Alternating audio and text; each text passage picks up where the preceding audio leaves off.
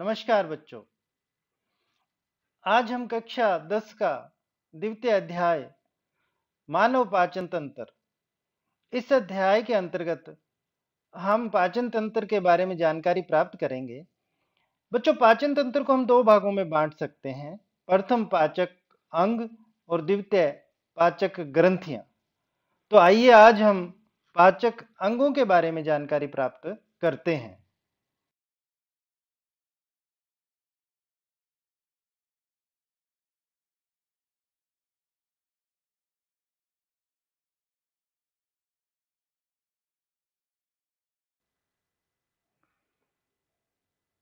प्रमुख पाचक अंगों की बात करें तो मनुष्य के अंदर प्रमुख पाचक अंग मुख या माउथ, जैसा आप इस चित्र में देख रहे हो, उसके बाद में ग्रेशनी या फेरिक्स, ग्रासनाल इसोफेगस, अमाशय स्टोमक, छोटी आंत स्मॉल इंटेस्टाइन, बड़ी आंत लार्ज इंटेस्टाइन, मलद्वार रेक्टम, ये प्रमुख पाचक अंग मनुष्य में पाए जाते हैं।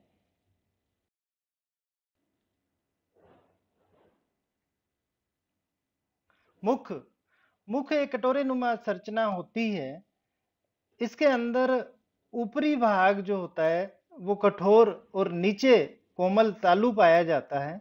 मुख के अंदर प्रमुख पाचक अंगों में जीवा और दांत पाए जाते हैं। जीवा मुख गुहा में चारों ओर गति कर सकने वाली पेशी निर्मित होती है। यह मुख गुहा के पृष्ठ भाग में अधर तल से फ्रेनुलम लिंगवल के द्वारा जुड़ी हुई होती है। जीवा पर अनगिनत सूक्ष्म स्वाद अंकुर होते हैं जो हमें स्वाद का ज्ञान करवाते हैं।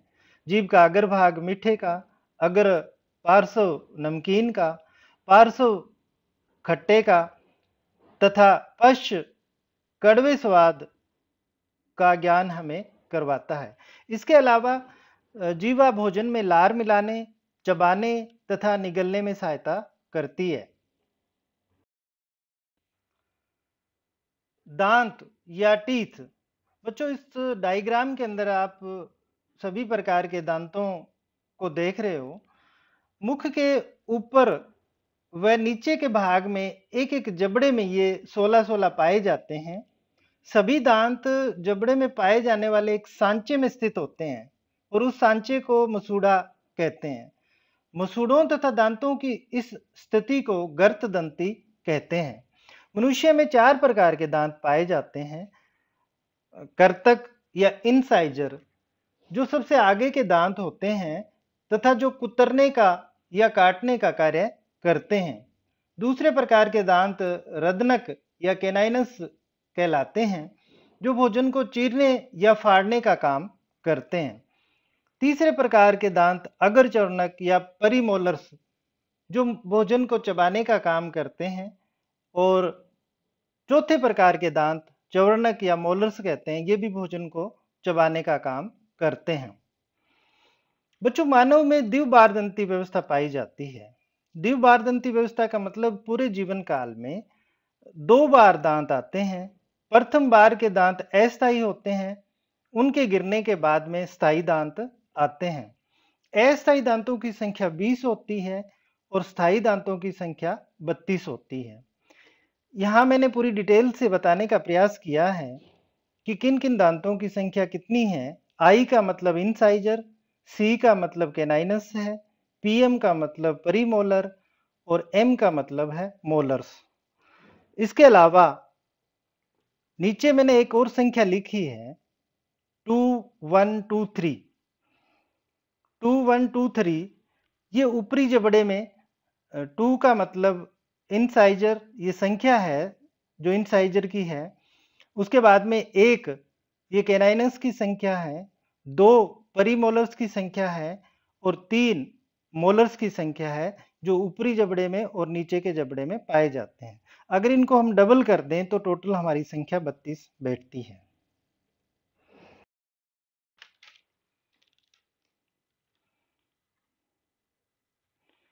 ग्रेशनी या फेरिक्स जिसे कहते हैं।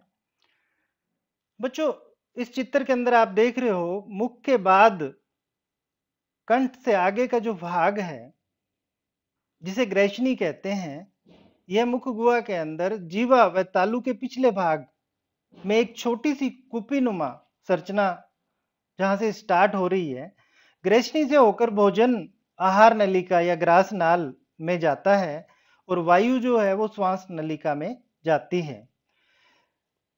ग्रैशनी के प्रमुख 3 भाग होते हैं।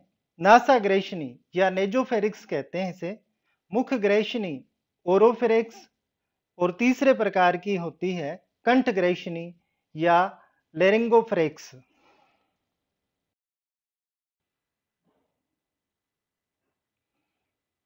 ग्रास नाल या इसोफेगस, यह एक संकरी पेशी है, 25 सेंटीमीटर लंबी नलिका होती है जो डायफ्राम को भेद कर उदर गुहा में प्रवेश करके आमाशय में खुलती है। बच्चों, ग्रास नली में कुछ श्लेष्मा ग्रंथियां पाई जाती हैं जिनसे श्लेष्मा स्रावित होता है जो भोजन को लसदार बनाता है, यानी कि चिकना बना देता है भोजन को, जिससे भोजन आसानी से आगे चला जाता है।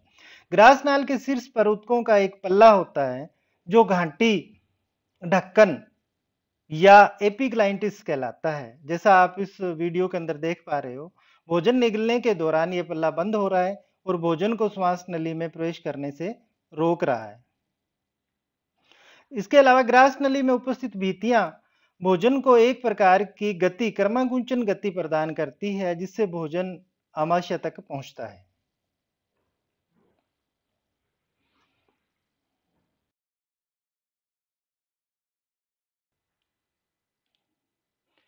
आमाशय या स्टोमक, ग्रास नाल से आगे का भाग आमाशय होता है जो जे आकार की संरचना होती है। ग्रास नली व ग्रहणी के मध्य स्थित होता है। यह एक लचीला अंग है जो 1 से 3 लीटर तक आहार धारित कर सकता है, यानी कि भोजन जो है वो इसके अंदर 1 से 3 लीटर तक आ सकता है। आमाशय के 3 भाग होते हैं, कॉर्डियक या जठरागम भाग, जठर निर्गमी भाग और तीसरा फंडिस भाग। आमाशय में 2 अवरोधनी भी पाई जाती है या संकोचक पेशियां पाई जाती हैं। इनका प्रमुख कार्य मैं बताऊंगा आपको। ग्रास नली अवरोधनी, यह भाग आमाशय से अम्लीय भोजन को ग्रैशनी में जाने से रोकती है, यानी कि आमाशय के अंदर जो भोजन अम्लीय होता है उसे ग्रैशनी में जाने से रोकती है। दूसरा, जठर निर्गम अवरोधनी, यह आमाशय से छोटी आंत में भोजन के निकास को नियंत्रित करती है, यानी कि आमाशय से जो छोटी आंत में भोजन जाता है उसका जो निकास होता है उसे ये नियंत्रित करती है।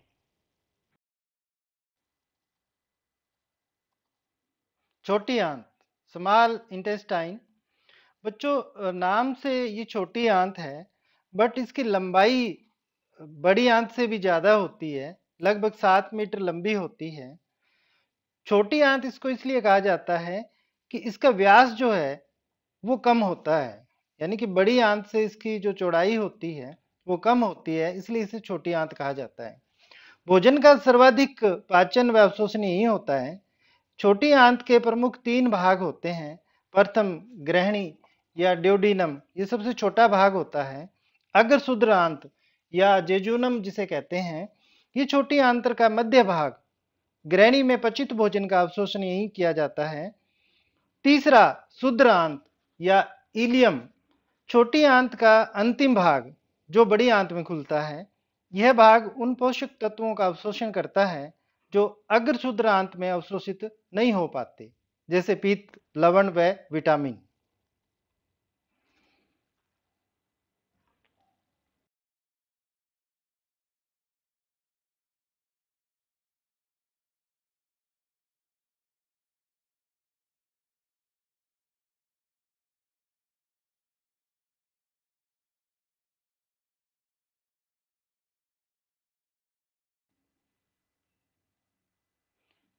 बड़ी आंत, लार्ज इंटेस्टाइन, बड़ी आंत, क्षुद्र आंत आगे बड़ी आंत से जुड़ी होती है।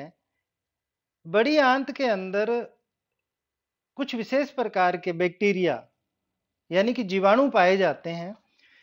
ये जीवाणु छोटी आंत से बचे अपाचित भोजन को किण्वन क्रिया द्वारा सरलीकृत कर उसका पाचन करते हैं या पाचन करने में मदद करते हैं। बड़ी आंत का मुख्य कार्य जल व खनिज लवणों का अवशोषण करना तथा अपाचित भोजन को मल द्वार से उत्सर्जित करना।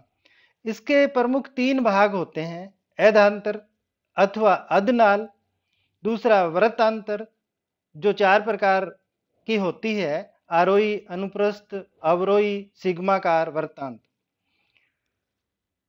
तीसरा इसका भाग है मलाशय। आहार नाल का ये अंतिम भाग होता है जो मल द्वार के द्वारा शरीर से बाहर खुलता है, जिससे अपशिष्ट पदार्थों को शरीर से बाहर निकाला जाता है। तो बच्चों, मनुष्य के अंदर प्रमुख पाचक अंग हमने यहाँ तक पढ़े हैं। आगे की स्लाइड के अंदर या आगे के वीडियो में हम भोजन का पाचन किस प्रकार से होता है, उसकी क्रिया विधि और पाचन ग्रंथियां जो होती हैं उनके बारे में जानकारी प्राप्त करेंगे। तब तक आप अपना बहुत बहुत ख्याल रखिए, घर पे रहिए, सुरक्षित रहिए। धन्यवाद।